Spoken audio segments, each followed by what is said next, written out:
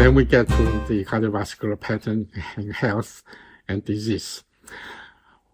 We're going to talk about two abnormal blood pressure situations. One is low blood pressure called hypotension, and one is a high blood pressure called hypertension.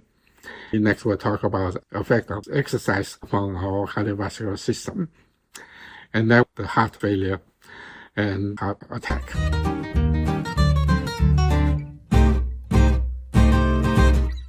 Hypotension, that means low blood pressure, has several different causes. The most common one, that's the hemorrhage. Lose blood over 500 milliliter or above, we call it hemorrhage. Small cut, just a few drops of blood, that will not call it as hemorrhage. Hemorrhage means a significant loss of your blood volume. Then you have not enough blood in your circulation, so venous return will decrease. Decrease in venous return, decrease atrial pressure, ventricular and diastolic volume, and then decrease in stroke volume, then decrease in cardiac output.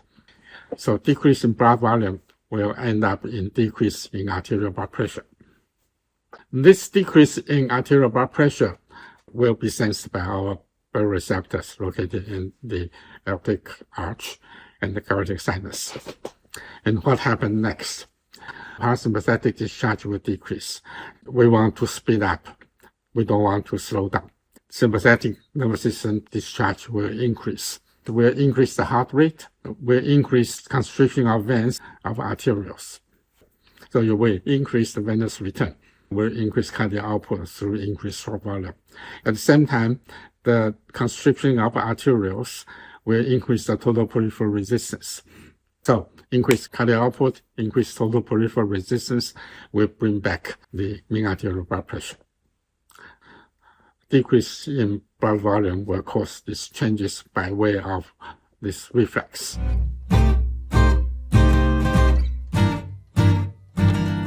Take a look about what happens when hemorrhage happens. So immediately blood volume, stroke volume will decrease. That's no doubt. You don't have enough blood coming in. Heart rate doesn't change immediately. And you look at the cardiac output. Stroke volume decrease, heart rate maintain, your cardiac output decrease.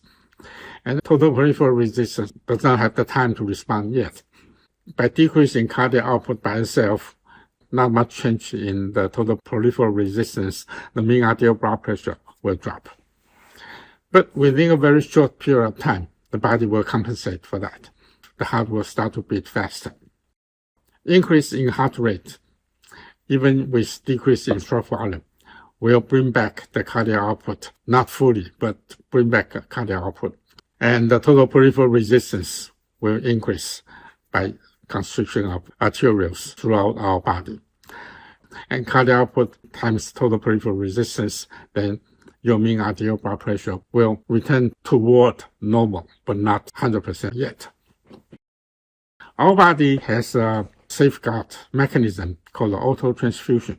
During surgery or a severe car accident, you lose a lot of blood. The first thing, when you get to the hospital, the doctor will give you blood transfusion. Even before that, they can give you normal saline transfusion to replace the fluid. Our body has a mechanism called autotransfusion. What is that? During the first few seconds or minutes, when the blood pressure drops, the reflex kicks in. By constriction of arteriole, not only increase the total peripheral resistance, also decrease the hydrostatic blood pressure within the capillary.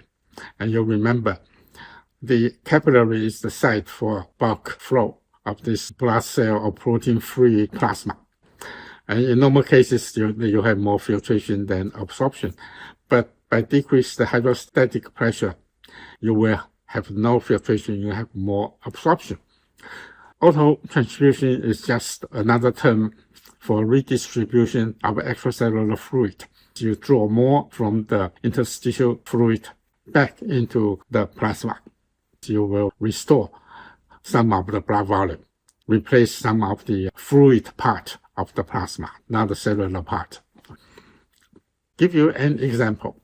In normal situation, we have 5,000 milliliter blood. About 46%, that's 2,300 milliliter, is red blood cell. 54% is by fluid plasma. Immediately after hemorrhage, you lost about 1,000 milliliter of blood. You lost the whole blood, both fluid and the red blood cell lost at the same time. You still have about the same hematocrit left, about 46%. After about half day or less than 1 day, you have this auto transfusion goes on. So in this case, your plasma volume will increase from 2160 to about 3060 milliliter. But in such a short period of time, the erythrocytes will not change. It still have 1840. Although the total blood volume by this autotransfusion will return almost to normal, from 4,000 back to 4,900. But the hematocrit will decrease significantly to about 38%. You have more diluted blood. Important to maintain your mean arterial blood pressure. That's the perfusion pressure. And then the replacement of erythrocyte takes longer time. That's the synthesis of new red blood cells in the bone marrow. There are a lot of immature red blood cells located in the bone marrow. It can be stimulated by a hormone called erythropoietin. So the whole process is called erythropoiesis. That means we have a new red blood cell formation.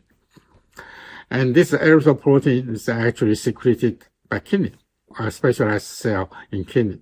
We will talk about that when we talk about renal physiology. You can see that it's all integrated. Our body can maintain the status quo, called homeostasis, quite well. So that's a hemorrhage.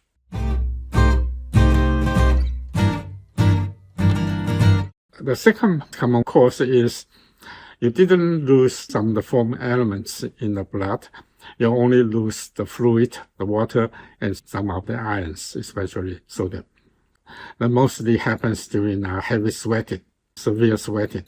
Like people run marathon in a hot day, they will sweat a lot to keep their body temperature from rising too much.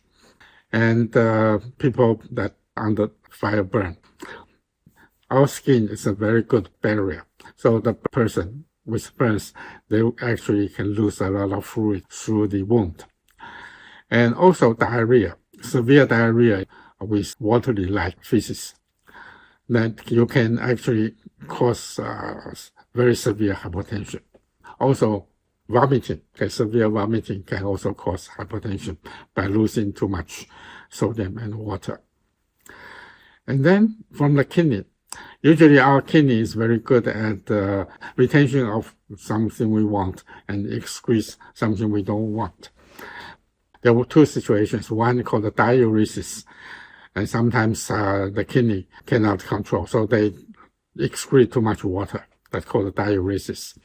And you also hear another term called antidiuresis. We can retain more water. And we also have a mechanism to increase the sodium excretion. That is called natriuresis. Natrium means sodium.